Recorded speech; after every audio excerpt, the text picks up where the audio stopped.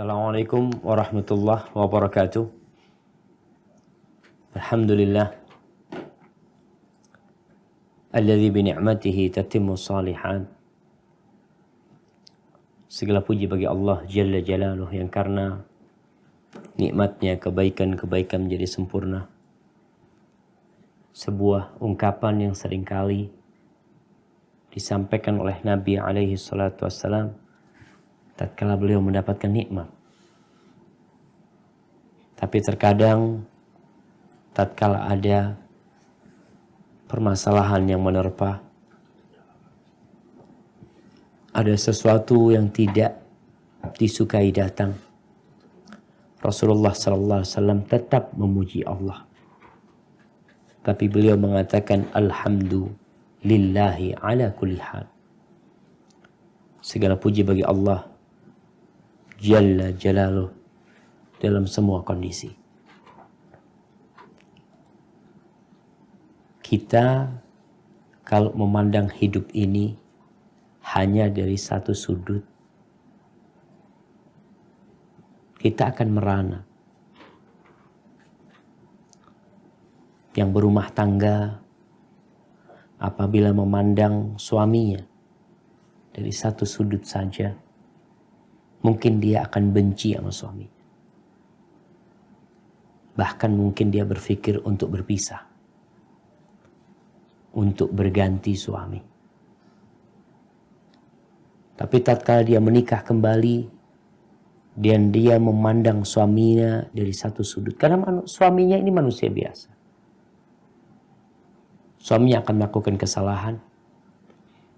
Kesalahan itu akan terulang kembali, terulang kembali, terulang kembali. Selama hayat masih di kandung badan, mungkin dia melakukan kesalahan. Dan subhanallah, begitu pula seorang suami yang memandang istrinya hanya dari satu sudut, maka dia pun tidak akan betah hidup sama istri. Bahkan mungkin setiap hari rumah tangganya akan ada percekcokan, berantem, teriak-teriak. Kenapa? Karena sang suami melihat hanya kekurangan istrinya. Maka kita bersyukur kepada Allah. Karena Allah memberikan kita segala kebaikan, segala keindahan. Kalaupun ada musibah yang menimpa kita, dibandingkan dengan nikmat yang Allah berikan sama kita, nggak ada apa-apanya tuh musibah. Cuma tadi kita tidak memandang dari sudut yang banyak dalam melihat kondisi kita hari ini. Buat saudara-saudara kita yang ada di Palu, yang ada di Lombok, Donggala, dan segala tempat yang mereka sedang terkena musibah, maka cobalah memandang dengan kacamata yang indah bahwa masih banyak nikmat yang Allah berikan kepada kita. Allahumma salli wa sallim ala sayyidina Muhammadin wa ala alihi wa ashabihi ajma'in. Ya Allah, semoga salawatmu, salam berkah dan nikmatmu senantiasa Engkau curahkan untuk hamba kekasihmu, untuk baginda Nabi kita Muhammad sallallahu alaihi wasallam, yang Allah Jalla Jalaluh berfirman tentang beliau, laqad kana lakum fi Rasulillah uswatun hasanah liman kana yarjullah wal yawmal akhir wa dzakarallaha katsira. Telah ada di diri Rasulullah SAW, utusan Allah yang bernama Muhammad bin Abdullah, suri tauladan yang baik, contoh yang mulia. Jadi kalau kita lihat, kita tuh lebih suka mencontoh daripada mendengarkan. Sehingga terkadang sebagian orang itu salah mengucapkan sesuatu gara-gara apa yang dia lihat. Anda masih ingat cerita dulu yang di pondok. Ada teman dari pondok cerita di Probolinggo kejadiannya. Waktu dia SD dia punya teman disuruh baca sama gurunya. Baca tulisan KUku ada. Di sebelahnya ada gambar kuda. Dia baca tuh. KUku ada. Apa bacaannya? Seharusnya kuda. Tapi kata dia, karena ada gambarnya binatang di sebelah kanan dia. Yang dia tahu binatang ini di kampungnya namanya bukan kuda. KUku ada jaran, kata dia. Kenapa itu terjadi? Karena pandangan mata. Begitu pula kita berbicara tentang Nabi kita Muhammad sallallahu alaihi wasallam. Coba kita melihat Nabi. Di situ ada suri tauladan yang baik. Lebih baik daripada semua manusia yang diunggulkan. Semua manusia yang mungkin dikatakan, oh ini dapat piala ini, dapat piagam ini, dapat itu, dapat penghormatan, penghargaan. Tidak ada. Rasulullah sallallahu alaihi wasallam. Liman kana yarjullah wal yawmal akhir. Itu suri tauladan akan terlihat indah buat orang yang beriman. Dia berharap perjumpaan dengan Allah. Yarjullah, dia tahu bahwa dia akan mati. Bumi yang dia sedang berpijak di atasnya akan menelan tubuh dia. Tubuh dia akan ditelan dengan bumi. Istrinya pun akan ditelan dengan bumi. Anak-anaknya pun, rumahnya, semuanya. Dan orang ini banyak berzikir. Hari ini kita akan berbincang tentang bagaimana meneladani Rasulullah SAW di rumah tangganya. Nabi SAW suri tauladan dalam ibadah beliau, dalam keyakinan beliau, dalam pergaulan beliau, dalam perdagangan beliau, dalam pemerintahan beliau, dalam persahabatan beliau, dan dalam rumah tangga beliau.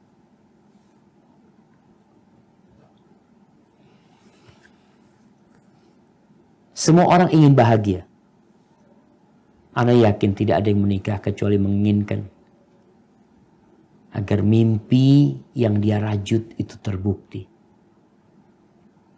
Agar angan-angan masa kecil dia atau masa muda dia itu suatu saat akan menjadi kenyataan. Tapi terkadang dia mendapatkan suami yang tidak seperti dia inginkan. Sehingga angan-angan dia menguap seperti air laut yang menguap. Sehingga dia hidup susah. Dan mungkin berharap atau mengatakan, andai aku tidak menikah dengannya. Tapi udah jadi kenyataan. Seorang muslim atau muslimah tidak boleh pasrah dengan keadaan. Dia gak boleh nyerah.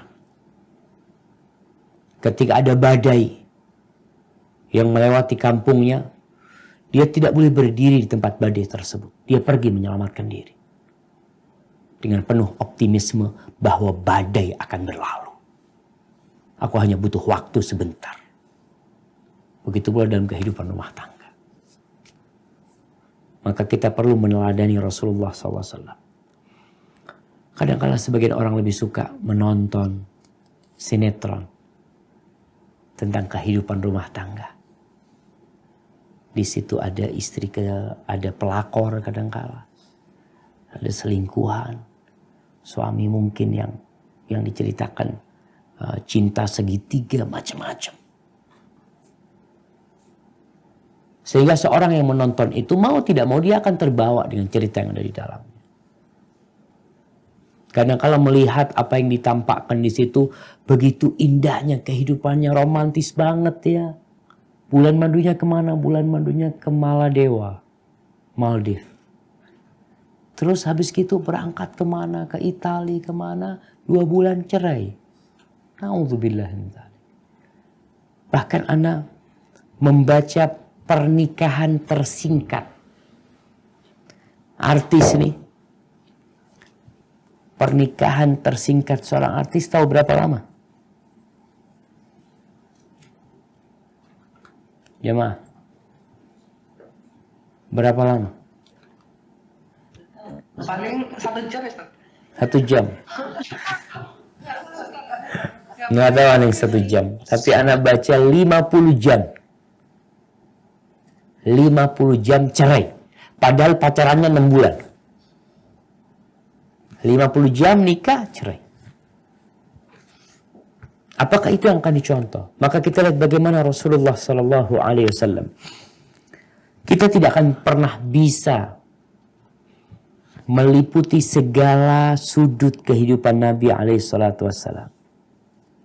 Tapi kita akan ambil potongan-potongan cerita dari kehidupan Rasulullah Sallallahu Alaihi Wasallam. Yang pertama, ketahuilah bahwa Rasul Sallallahu Alaihi Wasallam itu pernah hidup bersama satu istri. Satu istri, sampai mati istri. Sebagaimana beliau pernah hidup bersama istri-istrinya. Yang sampai bilangan 9 istri. Jadi kalau bicara meladai Nabi SAW, kita lihat. Nabi itu pernah istrinya 1. Dan bagaimana beliau ketika istrinya 1. Kemudian beliau menikah setelah wafatnya Khadijah. Menikah dengan Saudah, janda. Menikah dengan Aisyah, gadis. Kemudian istri yang lainnya semuanya janda. Di sini kita bisa ambil pelajaran bagaimana Nabi SAW bersikap dengan 9 istrinya yang memiliki karakter yang berbeda-beda. Jadi kalau kita bicara nih romantisnya Nabi SAW, beliau itu romantis dalam kondisi punya 9 istri. Karena sebagian wanita berpikir kalau seorang lelaki memiliki istri lebih dari 1, dia orang yang tidak setia. Dia orang yang zalim. Dia orang yang kasar. Macam-macam. Enggak. Nabi SAW. Beliau romantis dengan Sofia. Dengan Sofia kita akan lihat. Ketika Nabi SAW pulang dari Khaybar. Subhanallah. Itu Sofia mau naik onta. Orang itu nggak bisa naik onta langsung. Karena onta itu tinggi. Kecuali orang yang tinggi. Jadi ketika onta itu duduk, baru naik. Itu pun harus ada yang namanya kayak anak tangga kecil. Kalau yang berangkat umroh biasanya ngelihat mereka itu pakai timba. Atau bekas cat ya. Itu dipakai untuk anak tangga supaya bisa naik. Ketika itu nggak ada anak tangga, apa yang dilakukan oleh Nabi SAW? Sofia nih, beliau SAW itu menjadikan lututnya, beliau duduk di bawah, lututnya itu buat anak tangganya Sofia naik ke onta. Beliau itu Rasulullah SAW. Nih buat para suami, mudah-mudahan suaminya ibu-ibu pada dengerin. Rasul SAW beliau romantis tidak hanya dengan Aisyah yang gadis, Sofiyah janda, anaknya orang Yahudi. Beliau bersikap begitu romantisnya, itu digunakan untuk anak tangga naik. Ketika mau masuk kota Madinah, subhanallah, ontanya Nabi ini terjatuh, tersungkur. Ketika jatuh, Nabi SAW bersama ontanya, Sofiyah juga ikut jatuh. Ketika itu ada Abu Talha. Abu Talha bersama Anas bin Malik yang mendampingi onta Nabi SAW.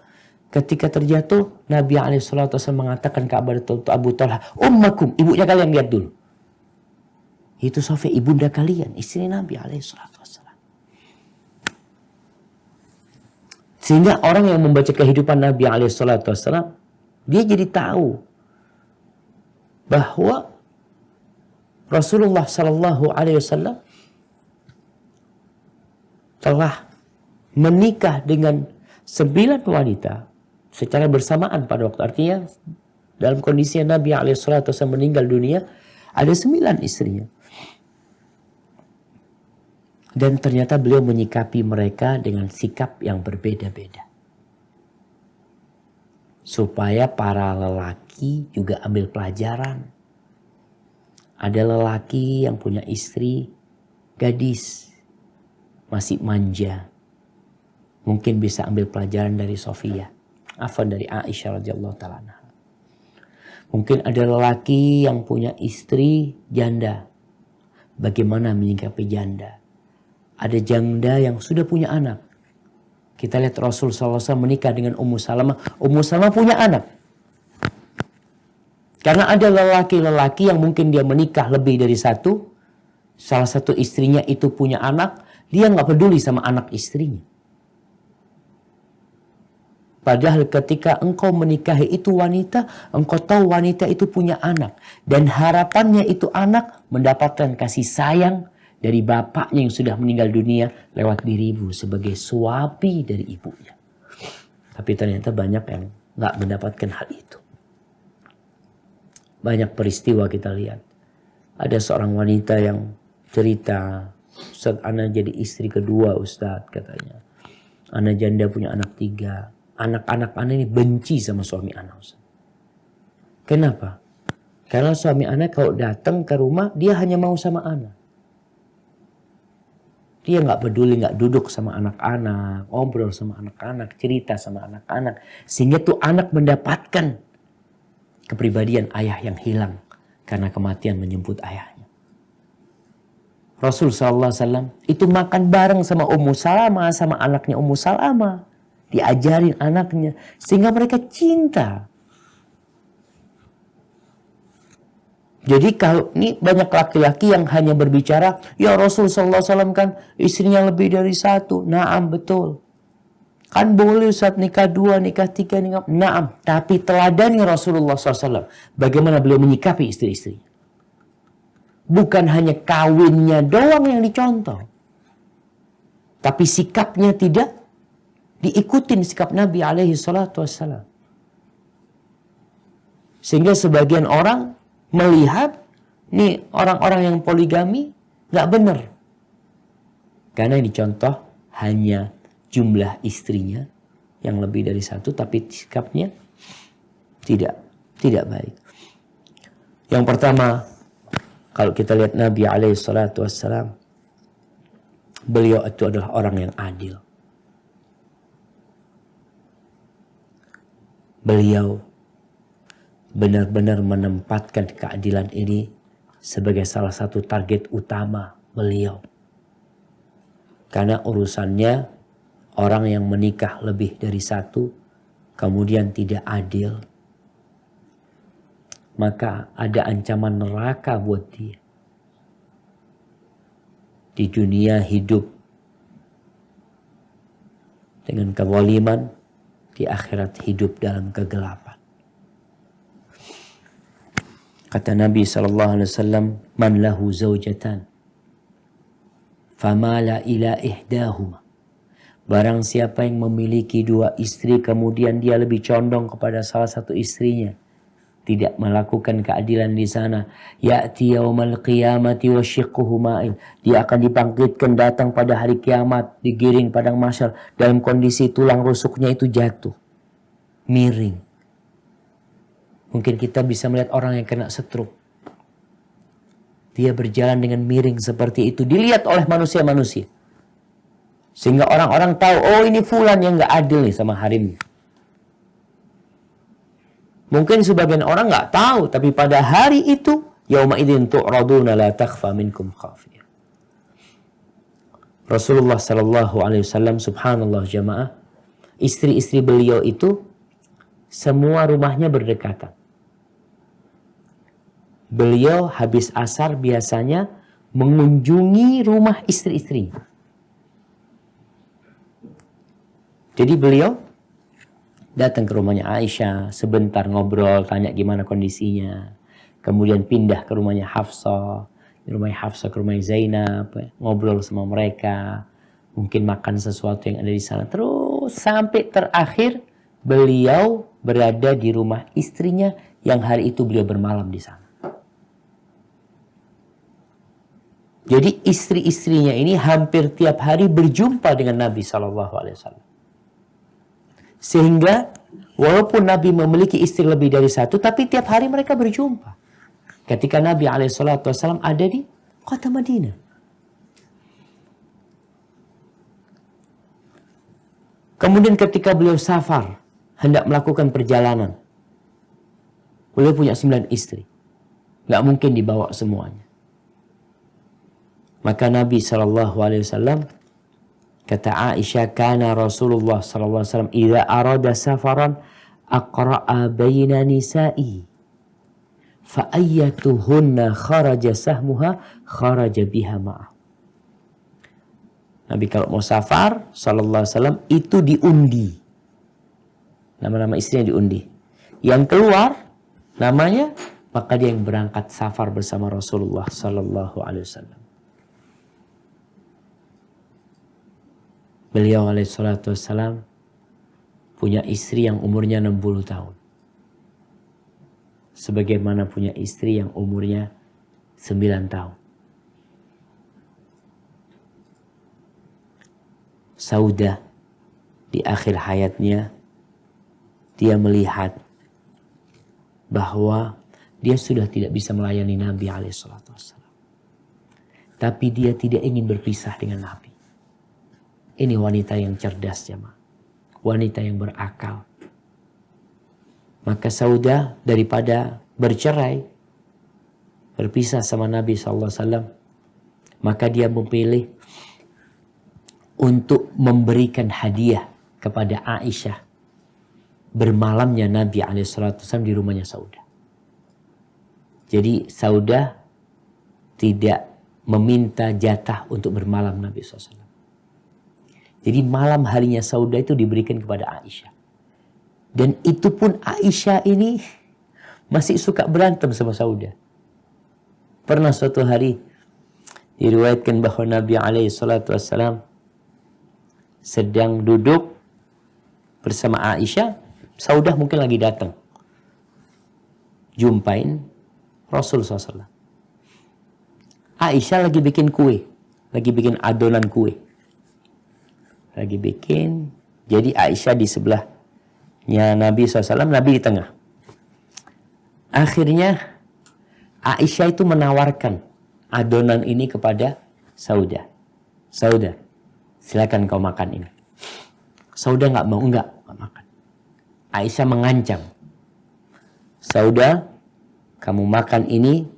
Kalau enggak, aku, bahasa Jawanya itu aku raupi. Apa bahasa Jawa?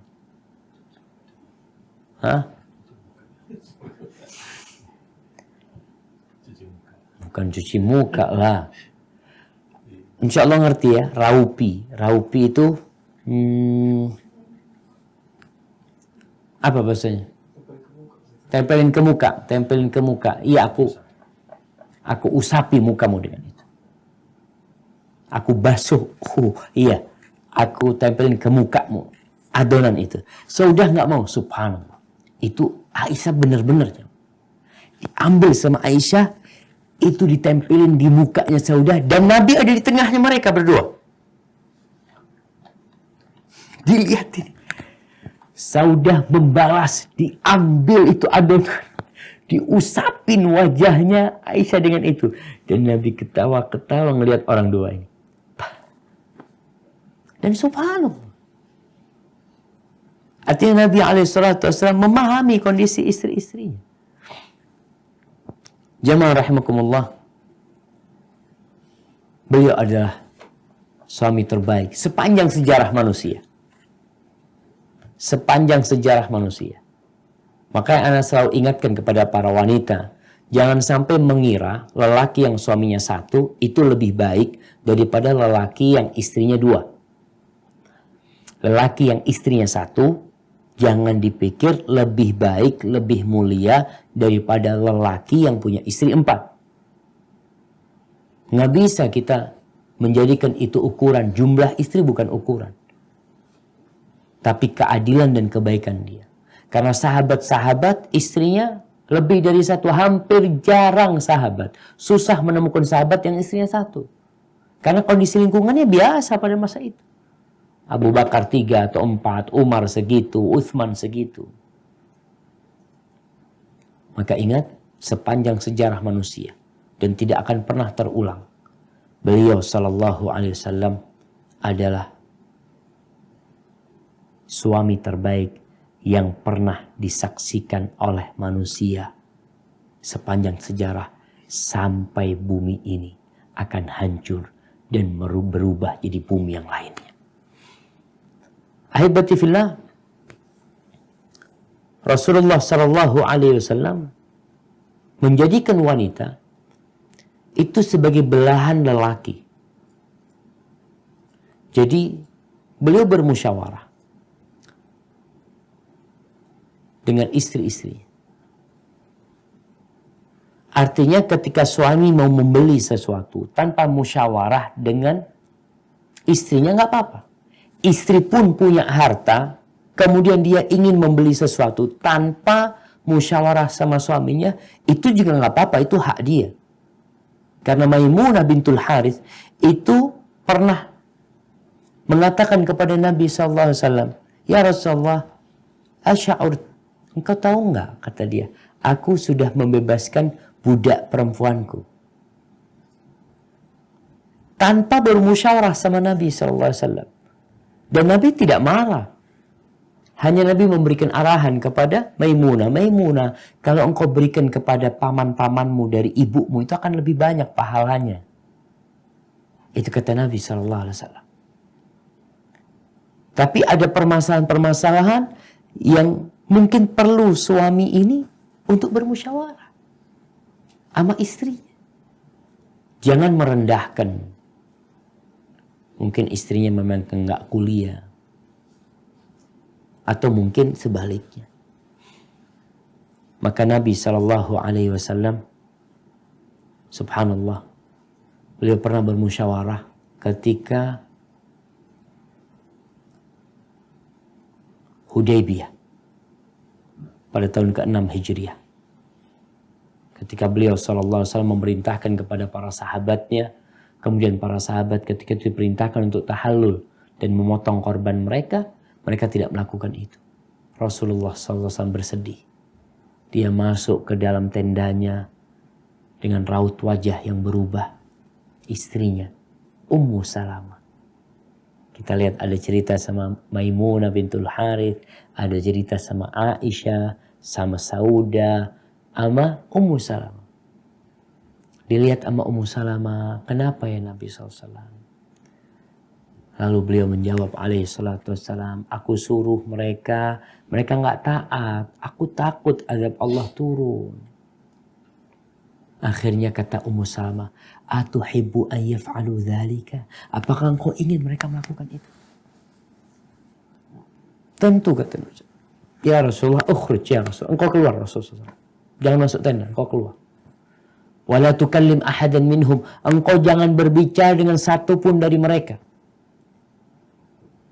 Sampai engkau berangkat ke tempat korbanmu. Engkau sembelih korbanmu tanpa bicara sama mereka.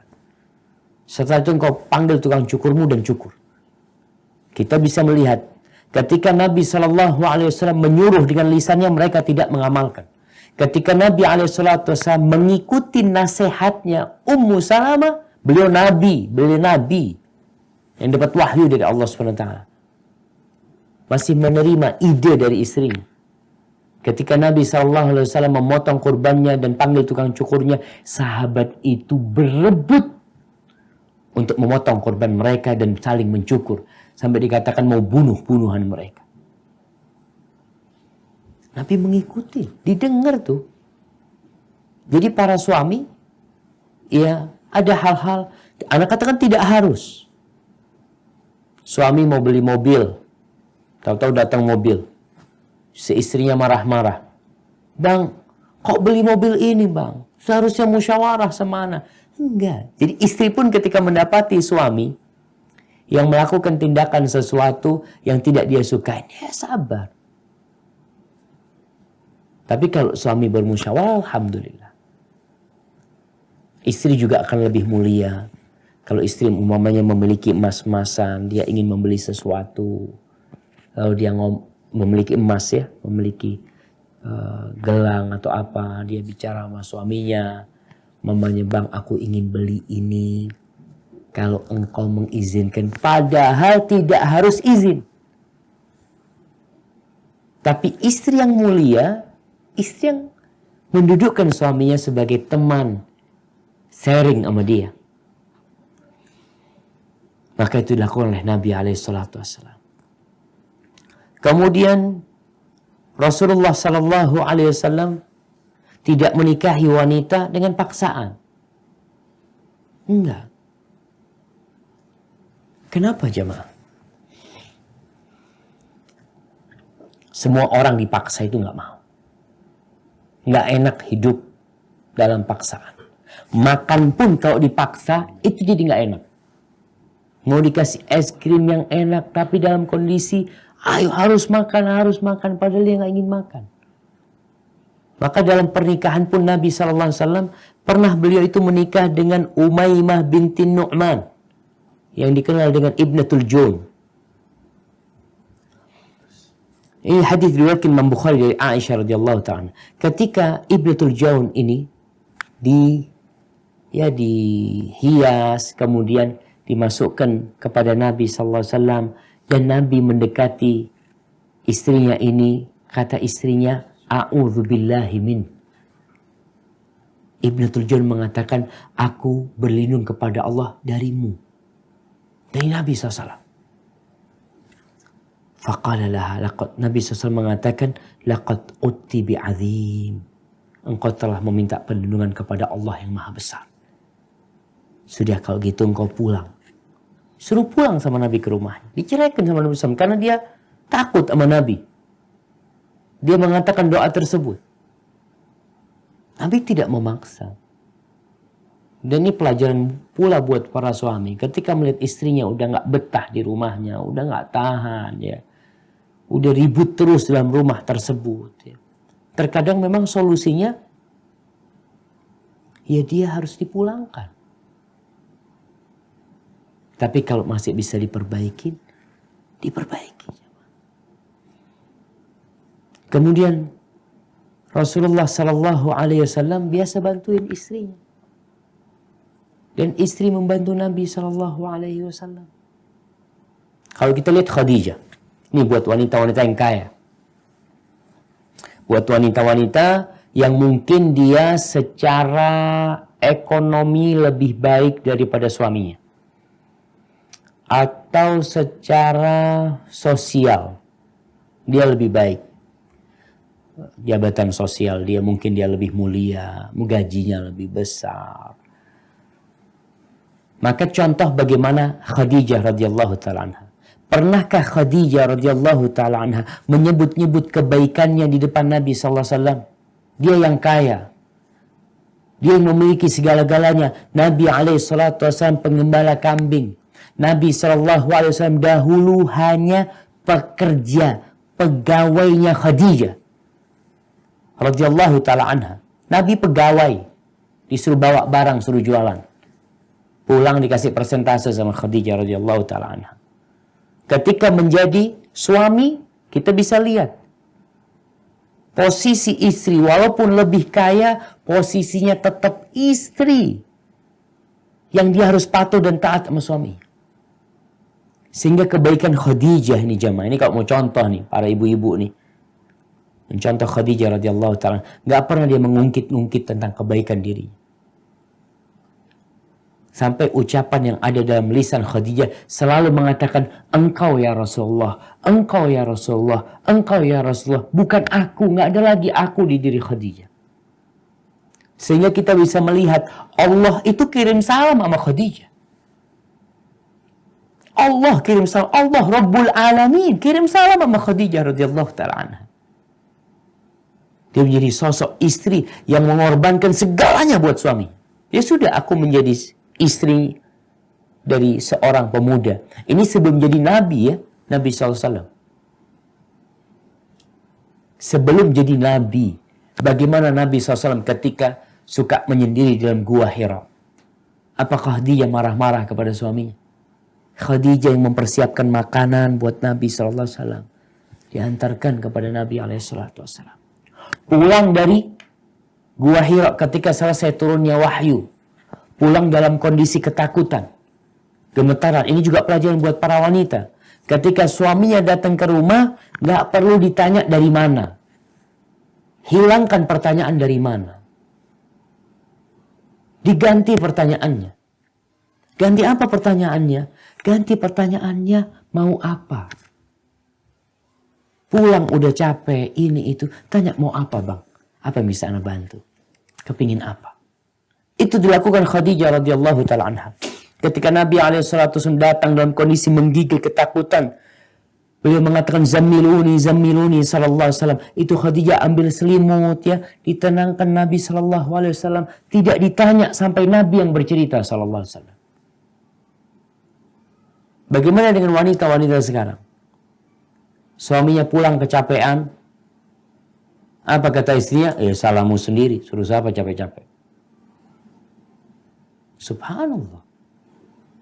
Seharusnya sang istri ini menjadikan lelahnya suami hilang. Dengan apa? Dengan semangat sang istri. Itu Khadijah. Sampai Allah kirim salam sama Khadijah radhiyallahu ta'ala anha. Nggak ada Allah kirim salam sama istri-istri Nabi yang lain.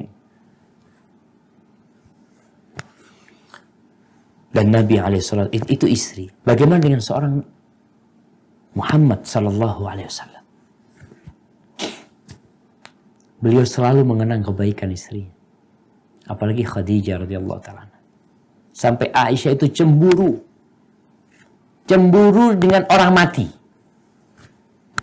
Aisyah menceritakan, aku ini bingung. Aku itu maghirtu ala ahad. Aku gak pernah cemburu seperti cemburuku kepada Khadijah yang udah meninggal dunia. Aku gak pernah ngelihat Khadijah.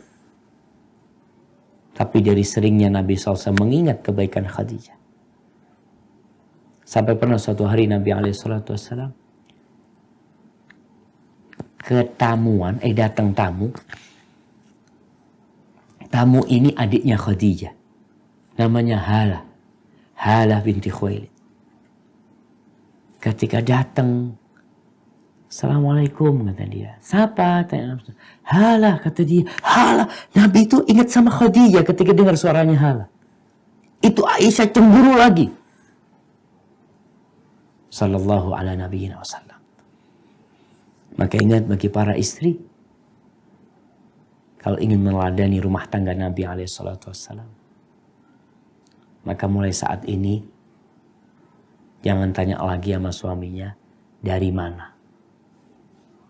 Biar suaminya yang cerita. Cerita sendiri. Nanti sekarang datang buka pintunya, ahlan wa sahlan bang. Mau yang panas apa yang dingin. Kasih pilihan.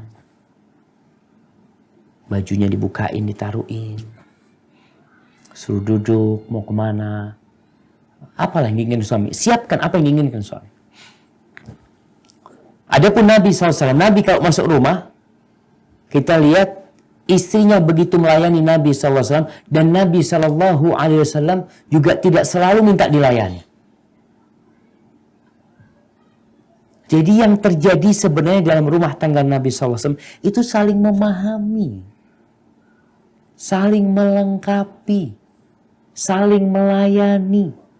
Nabi SAW kata Aisyah radhiyallahu ta'ala ketika ditanya, apa sih yang Nabi kerjakan di rumahnya? Ngapain sih Nabi SAW? Kana fi mihnati ahli.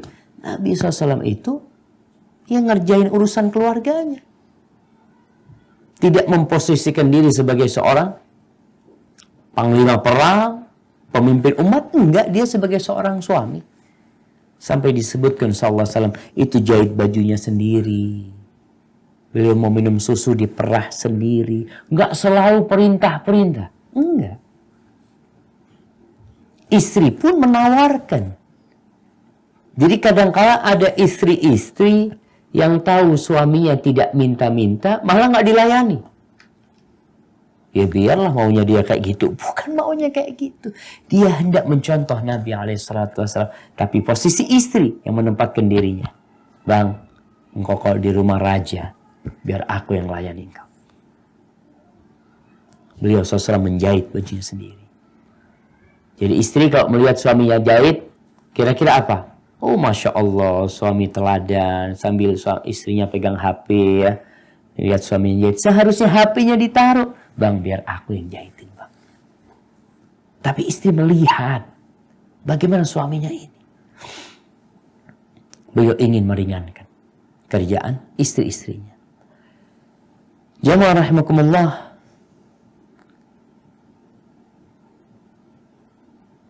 Pernah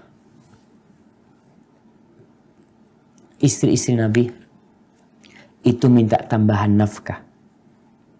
Minta tambahan fulus. Kapan kejadiannya? Kejadiannya ini kira-kira setelah tahun 7 Hijriah. Setelah penaklukan Khaybar. Tatkala Nabi SAW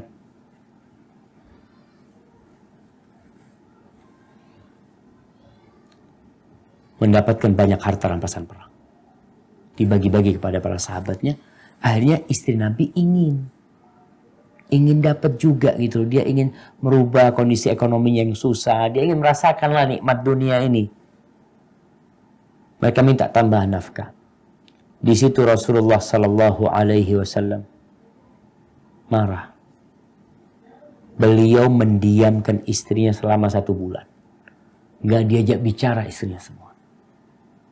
Ini ingat. Jadi para wanita kalau bicara meneladani Nabi SAW, teladani Nabi dari semua arah, semua sudut.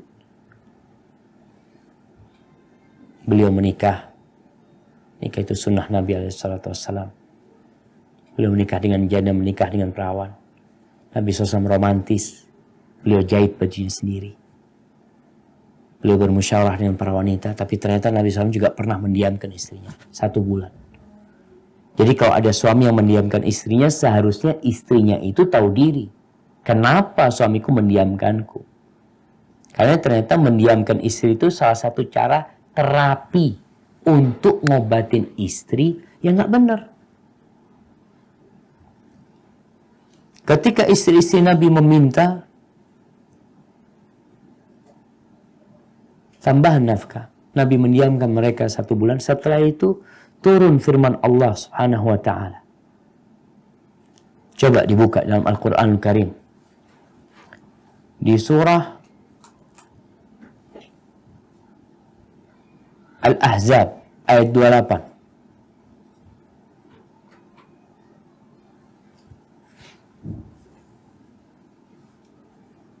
Di surah Al-Ahzab ayat 28. Coba dibaca. Siapa yang mau baca di sana?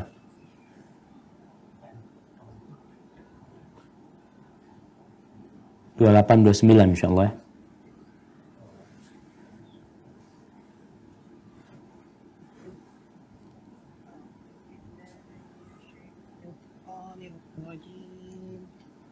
يا أيها النبي قل لأزواجك إن كنتن تردن الحياة الدنيا وزينتها فتعالين أمتعكن وأسرحكن سراحا جميلا وإن كنتن تردن الله ورسوله والدار الآخرة فإن الله أعد للمحسنات منكن أجرا عظيما. Wahai Nabi, katakanlah kepada istri-istrimu, jika kamu menginginkan kehidupan di dunia dan perhiasannya, maka kemarilah agar kuberikan kepadamu mut'ah dan aku ceraikan kamu dengan cara yang baik. Dan jika kamu menginginkan Allah dan Rasulnya dan negeri akhirat, maka sesungguhnya Allah menyediakan pahala yang besar bagi siapa yang berbuat baik di antara kamu. Subhanallah jemaah. Jadi memang Rasul SAW berusaha untuk menyamakan visi dan misi dalam kehidupan ini. Karena terus terang kalau istri ingin dunia, suami ingin akhirat, nggak ketemu. Tapi kalau suami istri ingin akhirat, dunia ikut. Berbicara ambisi. Maka Rasul SAW diperintahkan oleh Allah setelah sebulan itu, qul li azwajika, sampaikan kepada istri-istrimu. Tuh Nabi SAW dipanggil istri satu persatu akhirnya jemaah. Dimulai dengan Aisyah. Katakan kepada istri-istrimu, kalau kalian menginginkan Allah dan Rasulnya dan menginginkan kehidupan akhirat, kalau kalian menginginkan kalau kalian menginginkan kehidupan dunia dan perhiasan dunia, maka kalian ke sini. Umatti'kun, aku kasih kalian apa yang kalian inginkan. Aku kasih kalian. Mau harta, aku kasih. Tapi setelah itu aku ceraikan kalian. Kenapa? Kita beda visi dan misi. Engkau mau dunia. Nabi SAW dudukkan istrinya. Jadi para wanita juga perlu tahu diri. Mau kemana sih kehidupan ini? Lalu kata Nabi SAW, setelah aku kasih duit, yang kalian cari itu, aku kasih mut'ah, kenikmatan, kesenangan, lalu aku ceraikan kalian. Dengan perceraian yang baik. Silahkan kalian cari suami yang lain. Wa in kuntunna turidna Allah wa rasulah. Tapi kalau kalian inginkan Allah dan Rasulnya, wad daral akhir, dan kehidupan akhirat, dan kalian menginginkan kehidupan akhirat, fa inna Allah, sesungguhnya Allah menyediakan buat yang baik-baik di antara kalian pahala yang besar. Wallahi jamaah, itu tuh rumah tangga Nabi SAW. Kemudian Nabi SAW bergurau dengan istrinya. Beliau pernah lomba lari sama Aisyah radhiyallahu taala anha. Lomba lari sama Aisyah. Dan beliau kalah. Jadi biasanya di malam hari lah, ketika tidak ada orang yang melihat.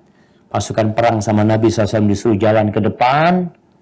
Lalu Nabi SAW mengajak Aisyah lari. Dan Nabi kalah. Karena pada waktu itu Aisyah masih kurus ya. Pada kesempatan yang lainnya Rasul Sallallahu Alaihi Wasallam mengatakan kepada Aisyah, kita lari lagi nih. Ayo, kata Aisyah. Tapi Aisyah sudah badannya udah berat, udah isi badannya. Ketika lari sama Nabi SAW ditinggal Aisyah, lalu beliau mengatakan, hadhihi bitil. Ini nih, samain dulu satu-satu, kata Nabi SAW. Subhanallah jemaah. Kemudian Nabi SAW itu berusaha untuk memberikan hak istrinya. Nabi SAW kalau masuk rumah itu bada habis siwak. Beliau SAW kalau masuk rumah mulai dengan siwak, agar mulutnya tidak bau. Beliau sebenarnya mulutnya nggak bau, sallallahu alaihi wasallam. Beliau itu baik, wangi, hidup dan mati, sallallahu. Tapi kenapa beliau bersiwak? Untuk memberikan contoh kepada umatnya, kepada kita nih, untuk menjaga kebersihan, untuk menjaga keharuman diri kita. Karena ada suami-suami nggak peduli. Maaf bagi yang mungkin perokok ya, mulutnya bau asbak. Masa menyium istrinya? Bau asbak tuh jemaah. Subhanallah. Ini Nabi SAW yang udah bersih, beliau masih pakai siwak untuk masuk ke rumahnya. Di situ mendekati istrinya, mungkin beliau mencium istrinya SAW dengan aroma mulut yang indah sekali. Dan di sisi lainnya, istri pun harus seperti itu. Makanya disebutkan oleh Ibnu Abbas, inilah atazayyanu limraati. Aku tuh berhias untuk istriku sebagaimana aku ingin istriku berhias. Jadi kalau Kadang-kadang ada istilah yang disebutkan baiti jannati, rumahku surgaku. Bisakah seorang istri menciptakan rumahnya surganya? Sehingga ketika suami keluar rumah, ketika dia sedang lelah, sedang capek, yang ada dalam benak dia rumahku. Mungkin dia tidur di hotel bintang 5, di ranjang yang begitu indahnya, luas, bagus rumahnya. Tapi yang ada dalam benak dia, ya Allah, masih enakan tidur di rumahku. Kenapa? Di situ ada bidadariku. Di situ ada istriku yang menunggu. Maka ciptakan yang seperti ini. Sehingga suami masuk rumah, tadi tidak ditanya dari mana, tapi ditanya mau apa. Kemudian kondisi istri dengan pakaian yang indah, ya, pakaian yang rapi, yang menyenangkan dipandang. Karena kata Nabi SAW ketika ditanya, man khairun nisa, siapakah wanita yang paling baik? Apa kata Nabi SAW? Allati idza nadarta ilaiha sarratka. Wanita yang baik adalah wanita yang kalau engkau memandang kepada dia, jadi dingin hatimu, sejuk, senang melihat istrinya. Tapi yang banyak terjadi, enggak. Suami datang, istri masih amburadul bajunya, ada bekas bawang, ada bekas kecap, ada bekas apa aja di bajunya. Lalu dia tanya, abang ternyata datang. Anak kira belum datang, bang. Subhanallah. Seharusnya dia udah tahu, udah disiapin semuanya. Rasul SAW mandi bersama. Mandi bersama. Allahu Akbar. Biasanya mandi bersama ini buat pengantin baru. Kalau udah tua-tua malu mau mandi bersama. Padahal Nabi SAW itu sudah tua mandi bersama. Maka pelajaran buat yang tua-tua. Untuk mandi. Mengulangi masa-masa indah di dalam rumah. Memang jemaah rutinitas itu membuat kejenuhan. Maka hilangkan rutinitas dengan menciptakan apa? Menciptakan suasana-suasana yang baru.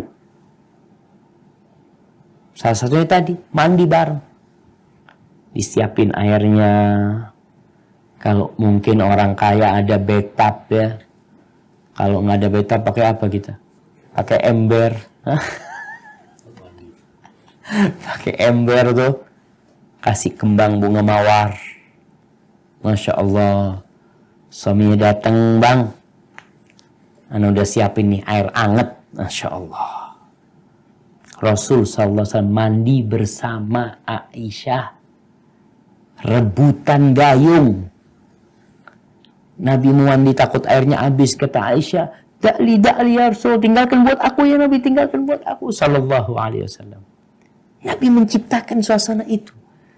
Kalau sang istri mengatakan, Ustadz suamiku nggak kayak gitu Ustadz. Nah, apabila kondisimu tidak mendukungmu, ciptakan kondisi yang mendukungmu. Engkau yang menciptakan. Kita ini jangan selalu nyalahkan orang. Kalau kita tidak bisa memperbaiki orang lain, perbaiki diri kita. Mudah-mudahan orang lain jadi baik ketika melihat kita jadi baik. Ini yang perlu difahami oleh kita bersama. Nabi SAW mandi bersama. Jadi ibu-ibu di rumah, ciptakan kondisi seperti itu. Sekali-kali. Siapkan ya. Oh, Masya Allah jemaah. Ana terus terang, kalau ana masuk rumah, terus buka pintu rumah, itu bau dupa ya. Aduh. Setelah itu ditambahin sama jeruk purut. Jeruk purutnya dicampur sama bunga kenanga. Itu kita nggak tahu kayaknya masih ada di dunia atau sudah pindah dari dunia. Itu Masya Allah jemaah. Artinya ciptakan yang seperti itu. Nabi SAW senang di rumahnya. Ngapain keluar? Dan kalau kita lihat Rasul SAW itu di rumah istrinya kadang-kala di satu rumah lebih lama waktunya daripada rumah istri yang lain. Ada rahasianya tentunya. Kenapa kok lebih lama di sana? Karena sesuatu yang disajikan kepada Nabi SAW. Itu peristiwa madu yang membuat istri Nabi akhirnya ribut ya. Karena Nabi SAW kalau di rumahnya Hafsah kalau nggak salah, itu disuguhin madu sama Hafsah. Nabi suka minum madu. Sehingga beliau akhirnya nggak langsung pergi. Beliau masih menikmati minuman tersebut. Maka sekali lagi, bikin suasana di rumah yang mendukung. Rasul SAW makan bersama. Ini makan bersama ini yang mungkin sekarang lebih banyak dilakukan suami istri di warung. Mereka makan bersama di warung, di luar sana. Nggak bisa romantis-romantisan di sana. Maka ciptakan di rumah kita suasana yang kita inginkan di warung itu. Berduaan di meja. Jadi makan satu nampan, satu piring. Jadi anak ingat dulu biasanya pengantin baru itu suap-suapan. Diambil, disuapin istrinya. Cuma sekali dalam hidupnya. Kapan? Ya itu. Waktu jadi kemanten. Setelah itu nggak pernah lagi. Rasulullah SAW makan bersama Aisyah. Satu piring. Jadi memang jamaah kadangkala banyaknya piring di rumah itu menghilangkan keromantisan. Bayangkan kalau di rumah itu ada satu piring. Makan suami istri satu piring. Ya udah bang, ini piring kita berdua. Bukan ngambilkan nasi khusus buat suami, ini khusus buat ini. Kalau memang kebiasaannya seperti itu, maka sekali-kali dirubah. Makan bersama istri, bersama suami, bersama anak-anak, satu piring. Kalau ada yang enak, anaknya disuapin, coba nih, enak ini. Mungkin sang suami dapat makan sesuatu nih, enak nih, coba istriku. Ini daging yang paling enak nih. Aisyah radhiyallahu ta'ala anha menceritakan. Kuntu ashrab wa ana haid. Aku pernah minum dalam kondisi aku sedang haid bersama Nabi SAW. Fanawaltu Nabi SAW. Lalu gelasnya itu aku berikan kepada Nabi SAW. Apa yang dilakukan oleh Rasulullah SAW? Fawada'u fahu ala mawdi'i fiyya. Nabi itu mencari bekas mulutnya Aisyah di gelas. Dicari mana? Di sini beliau minum dari tempat itu. Bismillah. Apalagi sekarang mudah suami untuk mencari di mana bekas mulutnya istrinya. Istrinya mungkin pakai bibir merah. Sehingga ada bekas bibir merah di gelasnya. Gelasnya satu. Sekarang enggak. Suami ngelihat.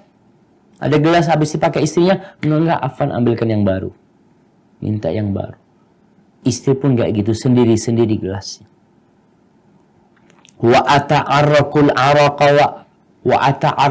arqa wa ana haid. Dan aku makan daging sama Nabi SAW. Satu daging yang bertulang digigit sama Aisyah radhiyallahu anha. Kemudian diserahkan kepada Nabi SAW.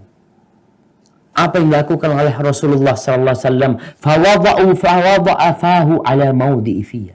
Nabi SAW itu meletakkan mulutnya di bekas aku gigit itu daging. Sallallahu alaihi wasallam. Subhanallah syawal. Itu Nabi.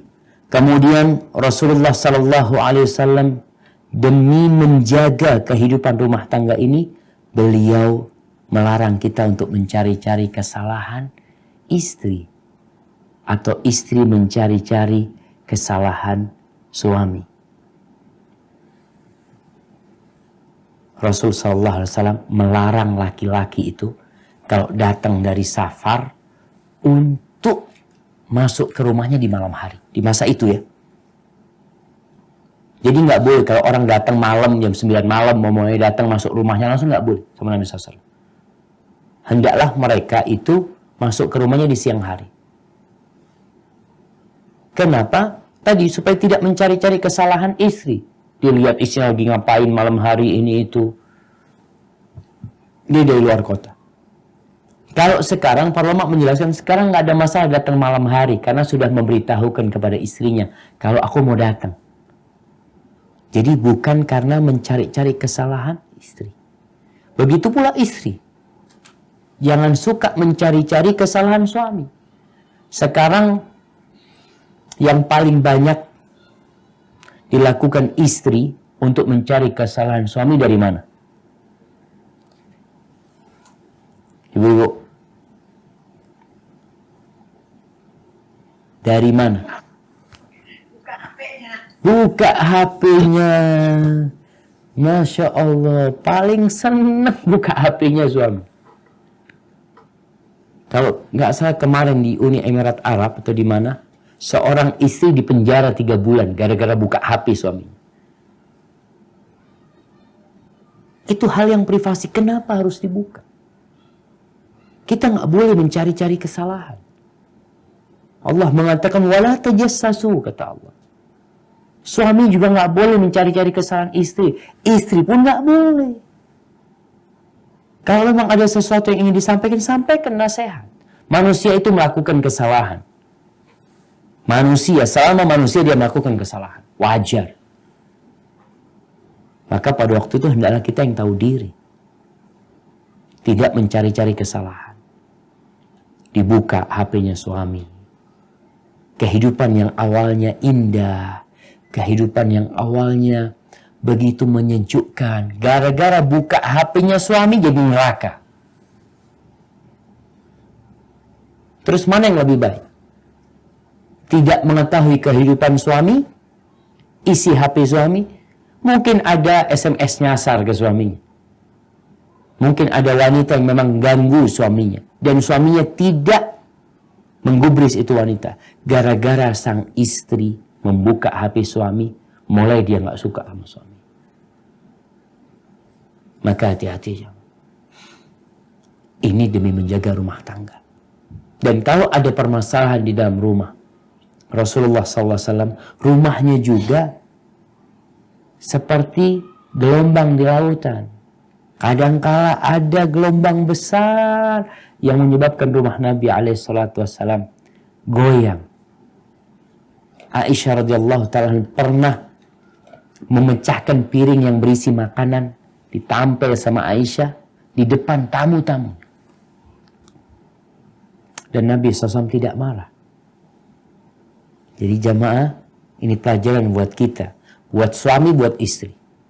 Kalau si istri marah, hendaklah suami tidak ikut marah.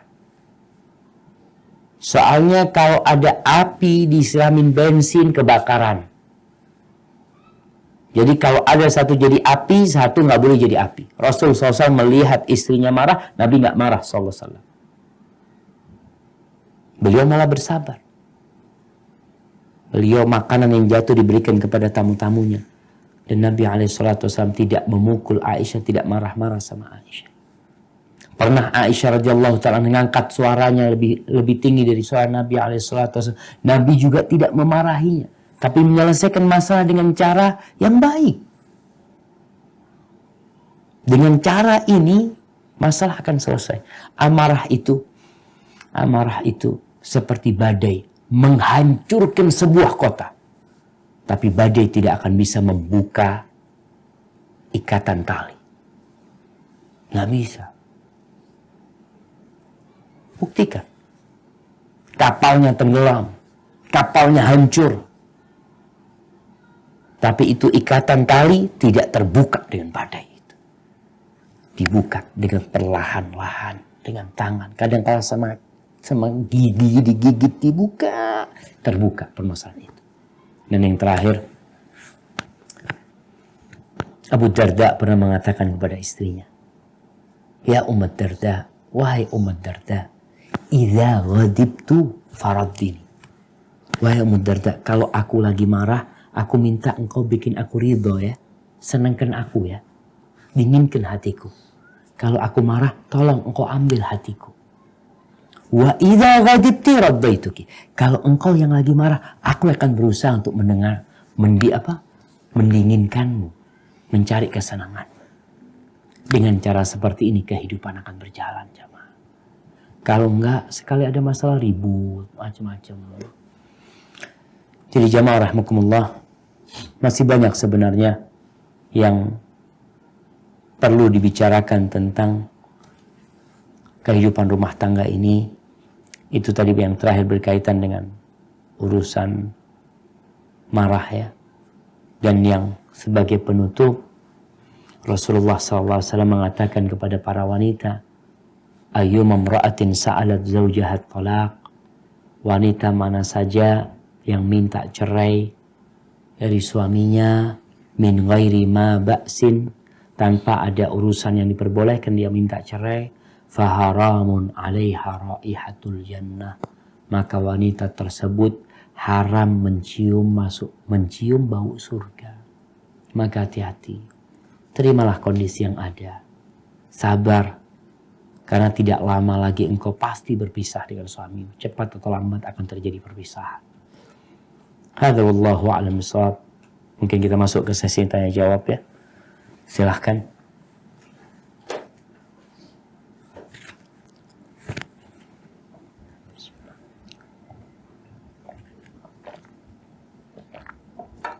Assalamualaikum. Waalaikumsalam warahmatullah.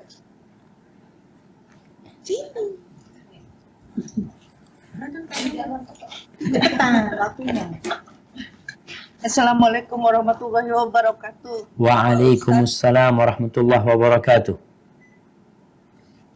Saya ada pertanyaan pribadi. Siap. Suami saya kebetulan sedang dalam rangka retire, pensiun. Pensiun. Yang mana pensiun ya. Umurnya 67. Ya, 67. Saya 60. Biasanya kan pisah tuh Ustadz ya, ketemunya sebulan sekali. Jadi ketemunya sebulan sekali seminggu selama 2 tahun ini. Nah ini sudah 2 minggu di rumah. Maaf kata-kata saya, kadang-kadang suka nyebelin Ustadz. Karena saya nggak boleh apa-apa Ustadz. Mau masak nggak boleh, maunya duduk berdua. Masya Allah, Masya Allah. Jadi kadang-kadang kalau udah siang mau makan, nggak ada makanan. Lapar. Makan cinta. Jadi pertanyaan saya, berdosa nggak kalau saya ngedumel? Ngedumel. Tapi di depan suami. Itu pertanyaan saya. Nah, barakallah fiik. Barakallah fiik. Masya Allah jamaah. Iya, ini berkaitan dengan suami yang pensiun ya. Jadi memang para istri harus paham. Jadi ternyata memang pensiun itu meninggalkan penyakit. Sampai ada istilah apa? Post power syndrome. Orang yang awalnya dihargain, awalnya punya pekerjaan, punya anak buah, tahu-tahu dia terlepas dari semua itu. Maka sekarang dia pulang. Maka sang istri yang harus menciptakan suasana yang mendukung kondisi suami. Suami itu lagi dalam kondisi memang bingung, dia nggak ada temannya ngobrol. Pensiun, dia selesai. Dia nggak punya kerjaan. Maka sekarang bagaimana sang istri menciptakan kondisi yang suami tetap merasakan keberadaan dia seperti dulu. Ada sesuatu yang dia kerjakan. Kalau tadi dia ingin duduk bersama terus, bismillah, duduknya dipindah. Pindah kemana? Ke dapur. Kita duduk bersama, ayo bang, ini ada masakan yang enak nih, masakan yang namanya ini ya.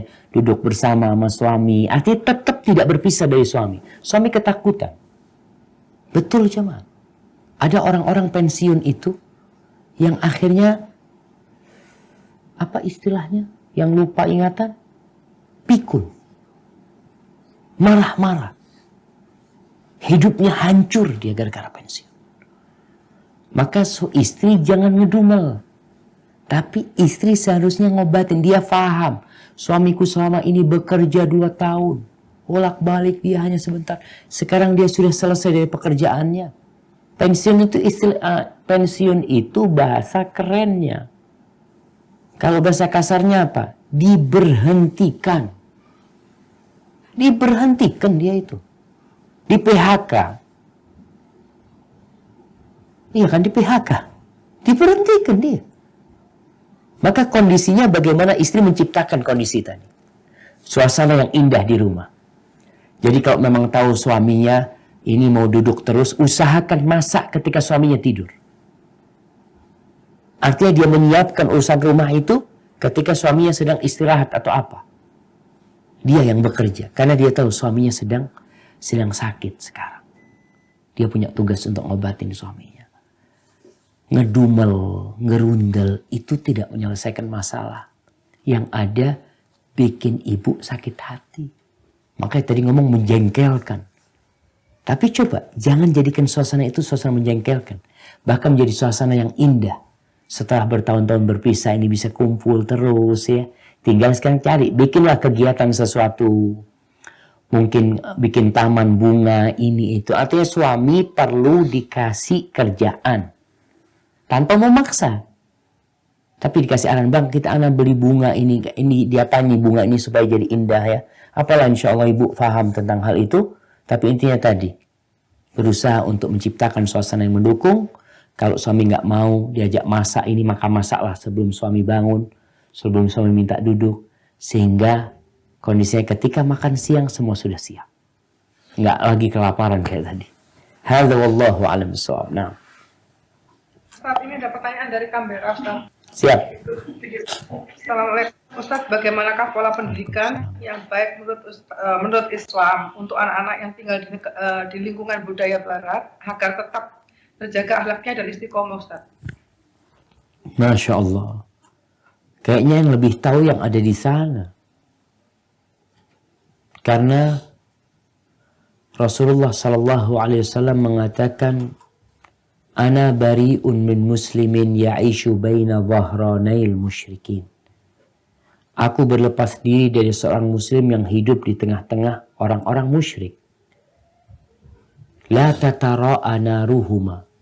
Api keduanya nggak boleh kelihatan, harus menjauh. Tapi kalau kondisinya sekarang memang harus tinggal di sana, maka dia harus menciptakan suasana yang islami di tempat dia. Harus mau tidak mau dia harus melakukan itu. Kalau dia nggak mampu tinggalkan negeri itu. Dia harus ciptakan suasana yang islami. Karena banyak pertanyaan di rumah dikasih nasihat anaknya secara islami, di kampus, di sekolah ketemu sama non muslim, yang ada anak pulang berontak sama orang tuanya. Siapa yang disalahkan? Anak disalahkan? Enggak. Jangan sampai orang tua melemparkan anaknya ke sungai dalam kondisi tangannya diikat. Lalu dikatakan engkau selamatkan dirimu sendiri. Nggak bisa. Engkau yang menyeburkan anak itu. Atau dikatakan jangan sampai basah.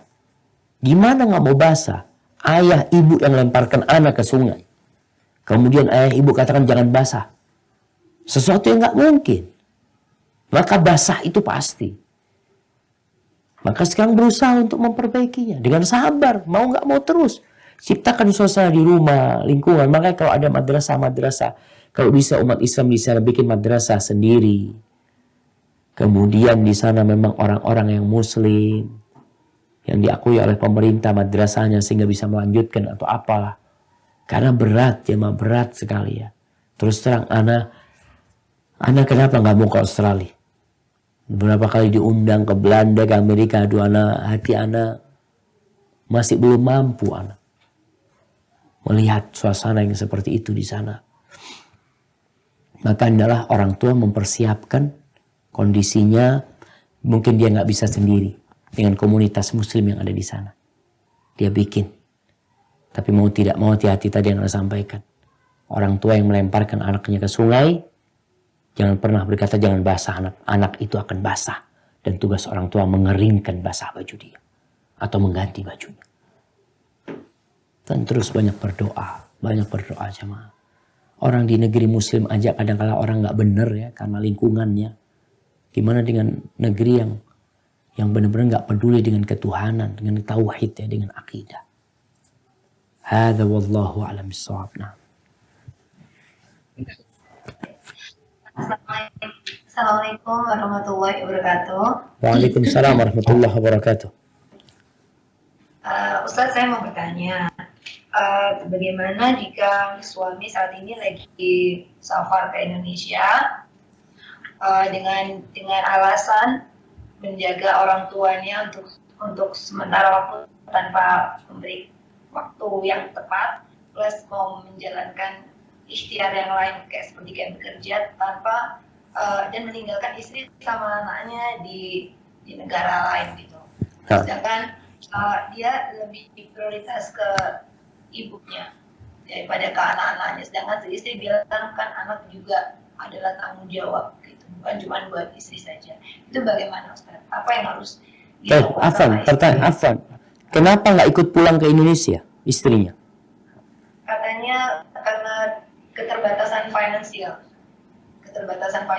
jadi istri sama anak-anaknya tidak bisa diajak untuk ke sana. Nah, Dan jadi banyak alasan yang lainnya juga. Jadi istri dan anaknya harus tinggal berpisah sama suami dalam keadaan yang tidak tahu sampai kapan. Jadi mungkin suami datang sebentar, kembali lagi, datang sebentar, kembali lagi. Itu bagaimana? Nah, iya subhanallah jemaah ya. Memang kalau kita lihat angin bertiup kadangkala tidak sesuai dengan keinginan nelayan. Berkaitan dengan suami, kalau memang tujuan dia berbakti sama orang tuanya, maka itu kewajiban dia. Kewajiban dia. Seorang sahabat yang hendak berhijrah, berangkat ke Nabi SAW. Seorang sahabat yang hendak berjihad cari akhirat. Ingin mati jalan Allah. Sama Nabi SAW disuruh pulang. Pulang, nggak punya ibu masih hidup, di sana tuh cari surga. Maka apa yang dilakukan suami sebenarnya sudah tepat. Ketika dia lebih mementingkan ibunya dari segala yang ada di dunia ini. Namun, tadi disebutkan dia juga punya kewajiban. Kewajiban dia menjaga istri dan anak-anaknya dari api neraka. Itu tugas yang besar. Allah mengatakan, qu anfusakum wa ahlikum nara. Jagalah diri kalian dan keluarga kalian dari api neraka. Terus apa sikap istri sekarang? Yang pertama, sikap istri mendukung suaminya. Dia dukung, oh iyalah, nggak apa-apa. Mau pulang ke sana didukung suaminya. Dan kalau suaminya memang mau bekerja di Indonesia, tawarkan kepada suaminya juga, minta udah bang, kita balik ke Indonesia. Ketika suami nanti susah hidup di Indonesia, macam-macam, kita siap hidup susah. Sampaikan suami, kepada suami. Istri mengatakan, bang, ana siap hidup susah. Yang penting ana dan anak-anak selamat. Ada bapaknya buat anak-anak ini. Jadi sampaikan hal itu. Karena kalau dikatakan masalah-masalah finansial, takut suaminya mungkin. Istrinya nanti gimana di Indonesia, anak-anaknya gimana di Indonesia. Dan pulang ke sana, bismillah ke Indonesia, seorang istri juga katakan, aku akan bantu engkau untuk merawat ibumu, ibumu juga ibuku, dan anak-anak juga bisa membantu merawat neneknya, seperti itu. Dan jangan takut masalah rizki. Jangan takut masalah rizki. Sampaikan kepada suaminya. Di antara kunci rizki itu berbakti sama orang tua. Itu kunci rizki. Ketika suami berbakti sama orang tua, istri mendukung, anak-anak mendukung, dan semua dilakukan karena Allah, Allah akan mudahkan urusan. Dan sang istri bersabar merayu suaminya ya. Karena terus terang, ya insya Allah istri lebih tahu bagaimana karakter suami. Hadza wallahu a'lam bissawab.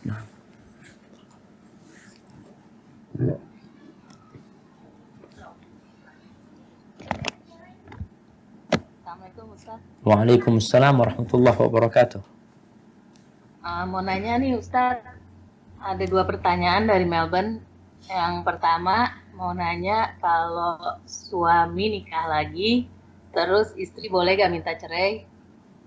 Terus yang kedua, boleh gak kalau suami jadi satu, istri-istrinya dalam satu rumah?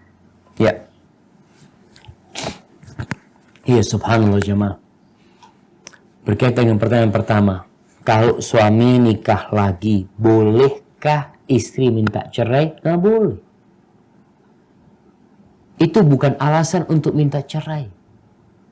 Makanya ada hadis Nabi SAW yang mengatakan, wanita mana saja yang minta cerai sama suaminya tanpa sebab yang syar'i, suaminya ini bukan berzina. Kalau suaminya berzina, minta cerai silahkan. Kalau suaminya menikah lagi, nggak boleh minta cerai. Ustaz, tapi anak nggak mampu. Bukan nggak mampu, nggak mau. Kalau bicara kemampuan, Allah itu tidak memberikan bala kepada seseorang kecuali sesuai dengan kemampuan dia. Yakin. Allah tuh tahu dengan kemampuan kita. Jadi bala yang Allah turunkan itu biqadri iman. Sesuai dengan tingkat keimanan seseorang. Yang perlu dilakukan seorang wanita ketika mendengar suaminya kawin lagi. Itu sabar. Kalau dianggap itu musibah, na'am. Buat dia musibah, anak akan bersabar. Mudah-mudahan kesabaranku memasukkan aku ke surga. Dan meminta cerai itu bukan menyelesaikan masalah. Di sini perempuan mungkin hanya lebih mengandalkan perasaan dia saja. Dia tidak pakai akalnya. Dia pakai perasaannya, dia kata aku nggak mampu, ini itu yang ada dalam benak dia. Suaminya sudah zalim, suaminya tidak setia, semua kejelekan suaminya ada di benak dia. Dan itu yang kita tahu penyebab wanita masuk surga. Afwan, masuk neraka. Ketika dia tidak bersyukur sama suaminya. Seakan-akan suaminya tidak pernah berbuat baik sedikit pun sama dia. Dan yang dilakukan suami, ingat, bukan dosa, bukan kemaksiatan. Kalau yang dilakukan suami kemaksiatan, silahkan. Itu pun perlu memperbaiki. Ada suami nggak sholat, gimana Ustaz? Gugat cerai? Boleh gugat cerai, suami nggak sholat. Tapi kan mungkin kau perlu memperbaiki suami. Kenapa engkau mau sama dia dulunya? Mungkin engkau yang tidak, yang juga dulu mungkin jarang sholat juga. Maka perlu diperbaiki. Jadi ingat, berkaitan dengan meminta cerai karena suami nikah lagi, maka itu termasuk sebab yang tidak diperbolehkan seorang minta cerai. Kondisinya bukan karena nikah lagi, tapi zalim. Beda lagi. Suaminya nggak ngasih nafkah, suaminya setelah menikah lagi nggak pernah nginep di sana. Ini gugat cerainya karena kezaliman suami. Bukan karena nikah lagi. Bicara kezaliman, mau nikah lagi, nggak nikah lagi, istri boleh gugat cerai. Mau suaminya, istrinya satu tapi zalim sama istrinya, silahkan gugat cerai. Ini berkaitan dengan sebab-sebab yang diperbolehkan oleh seorang untuk gugat cerai. Kalau nggak sayang, ini buat para wanita ya. Nabi SAW mengatakan nggak mencium bau surga, haram mencium bau surga buat dia. Kalau minta cerainya tanpa sebab yang syar'i. Jadi kalau mengatakan enggak, Allah nggak mampu segi poligami, bukan nggak mampu, nggak mau. Itu biasa. Tapi kalau itu terjadi, siapa yang mau dengan musibah? Siapa yang mau gempa itu terjadi? Siapa yang mau rumahnya itu ambruk? Nggak ada yang mau. Tapi ketika rumahnya ambruk, apa yang dilakukan seseorang ketika itu? Ibu-ibu, apa yang dilakukan wanita kalau rumahnya ambruk? Sabar. Mungkin sampai mengenai kakinya, sampai patah tulang, diobatin. Sabar. Karena nggak bisa kita. Ya ini udah terjadi gitu. Dan ingat, Nabi SAW tidak pernah bermusyawarah sama istrinya ketika mau nikah lagi. Itu yang Anda tahu. Mau nikah sama fulana, tanya Aisyah, aku mau nikah sama fulana, gimana menurutmu? Nggak ada. Nabi SAW tahu-tahu bawa istri lagi. Ini kalau kita mau meneladani hidup Nabi SAW. Kemudian berkaitan dengan mengumpulkan istri satu rumah. Jadi, yang pertama itu tidak meneladani Rasulullah SAW. Nabi SAW tidak mengumpulkan istrinya satu rumah. Tidak mengumpulkan istrinya satu rumah. Maka sebagian ulama berpendapat itu termasuk al-idrar bin nisa, membahayakan wanita. Allah mengatakan askinuhunna min haitsu sakantum min wujdikum wa la tudarruhunna litudayyiqu alaihinna. Kata Allah, tempatkan istri-istri kalian di tempat yang sesuai dengan kemampuan kalian, kekayaan kalian. Suami kaya, ya tempatkan istri di rumah yang bagus. Suami miskin ya sesuai dengan kemampuan suami. Istri juga nggak boleh nuntut. Suaminya nggak punya rumah, kontrak rumahnya, ya udah ridha dengan rumah tersebut. Rumahnya dari gedek, dari bambu, ya ridha. Kalau memang itu kemampuan suami. Tapi kalau suami mampu lebih dari itu, dia tanggung jawab, nanti akan dihisap. Kenapa engkau bakhil sama istrinya? Wala tudaruhunna, dan jangan membahayakan istri-istrimu. Di antara yang disebut oleh para ulama, menggabungkan dua istri dalam satu rumah itu termasuk membahayakan mereka. Dikarenakan api cemburu di antara mereka itu sangat dahsyat sekali. Maka Nabi SAW tidak mengumpulkan mereka satu rumah.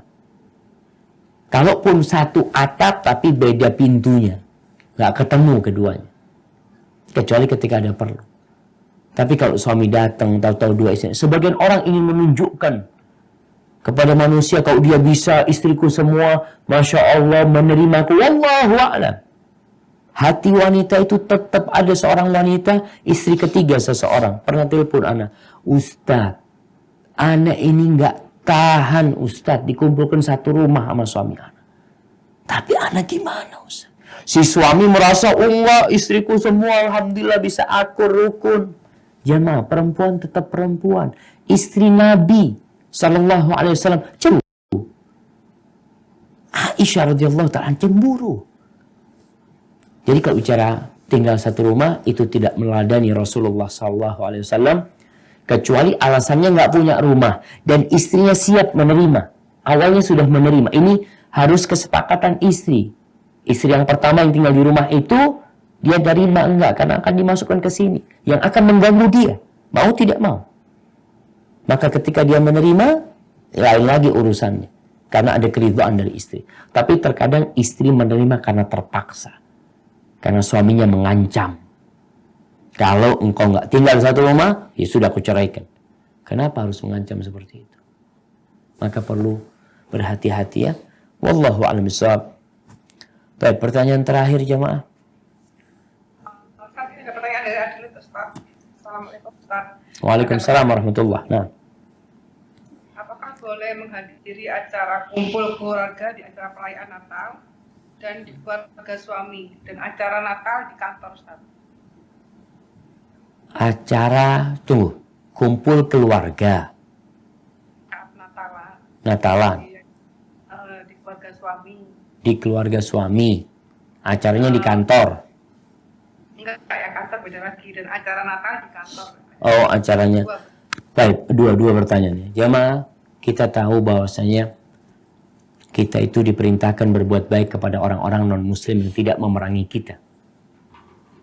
Menjaga akhlak kita, perilaku kita sama mereka. Tapi bukan dalam acara ritual mereka. Ketika itu acara berkaitan dengan ritual keagamaan, kita punya prinsip lakum dinukum waliyadin. Agamamu, agamamu, agamaku, agamaku. Mungkin seorang berpikir, Ustadz, mereka ketika hari raya Idul Fitri mereka datang. Idul Fitri ini acaranya apa? Apakah mereka datang ketika sholat Idul Fitri? Ikut mendengarkan ceramah? Enggak. Jadi sebenarnya acara Idul Fitri itu adalah ceramah ketika hari raya, kemudian sholat Id. Mereka kan nggak datang, mereka sekedar mengucapkan selamat hari raya. Sedangkan Natal ini acara keagamaan mereka. Mereka kumpul-kumpul, acara keagamaan yang diadakan, sehingga kita nggak boleh jamaah. Kalau acaranya pernikahan, lah beda. Kalau acaranya mungkin kumpul keluarga memang baru datang, nggak ada masalah. Tapi kalau sudah kumpul-kumpulnya itu merayakan Natal. Dan kalau kita lihat di rumah merayakan Natal, ada pohon apa? Pohon Natalnya, nanti mungkin ada doa yang dibacakan atau apa-apa. Maka tidak boleh seorang muslim mengikuti acara keagamaan. Kalau acara bukan keagamaan, maka nggak apa-apa. Hadza wallahu a'lam bishawab. Itu yang bisa Anda sampaikan jamaah. Ana mohon. Gimana? Satu lagi. Baik, bismillah. Ya, Ustadz, mengenai tadi yang menarik tentang memeriksa HP suami, itu kan kemarin saya baca Syekh Sholih Al-Fauzan itu kan ditanya, bolehkah memeriksa HP anak gitu kan, dan itu memang kita sebagai orang tua ya memang harus memeriksa HP anak. Nah, seandainya mungkin pasangan hidup kita itu pernah berbuat khilaf atau segala macam gitu kan, atas dasar itu seorang istri atau suami ngecek HP, itu diperbolehkan atau tidak? Jazakallah khairan. Nah, barakallahu fiik. Tetap nggak boleh jamaah. Kalaupun suami punya dosa, kita tuh nggak boleh ngikut-ngikutin dosanya suami. Mencari-cari dosanya suami. Oke, suami punya dosa. Siapa yang nggak berbuat dosa? Mungkin di HP-nya ada sesuatu yang tersembunyi. Selama dosa itu tidak nampak, kita tidak boleh tajassus. Tidak boleh memata-matain. Man tatabba'a awrata akhi tatabba' Allah awratahu. Sampai Rasul SAW mengatakan, barang siapa yang mengikut-ngikutin, mencari-cari aurat kesalahan orang muslim, maka Allah akan mencari-cari kesalahan dia. Engkau pun punya kesalahan. Jadi memeriksa HP suami tetap tidak boleh. Kalaupun mungkin ada perasaan suami ini melakukan kesalahan, melakukan ini, nasihati suami. Tanpa membongkar itu HP-nya. Karena kalau sudah bongkar HP orang, itu privasi. Kita nih, kalau ada orang berbuat dosa di rumah fulan, kita nggak boleh masuk rumahnya fulan. Kayaknya ini, itu, anak lihat. Nggak boleh izin masuk rumahnya orang. Kecuali di sana nampak kemaksiatannya. Mereka teriak-teriak, ya. Mereka minum, ini sampai tercium keluar, macam-macam. Tapi selama itu privasi di dalam rumah itu, kita nggak boleh masuk rumah orang. Walaupun ada prasangka kayaknya mereka berbuat dosa di sana, ini, itu, macam-macam. Allahu a'lam. Jadi ingat, HP suami pun jangan dibongkar. Udahlah, kalau memang suami melakukan dosa, punya kesalahan, tugas istri mendoakan, menasehati, tapi tidak bongkar-bongkar barang. Hadza wallahu a'lam bishawab jamaah. Itu yang Anda ketahui. Hiduplah bahagia jamaah. Istri hiduplah berbahagia dengan tidak tahu dosa suaminya.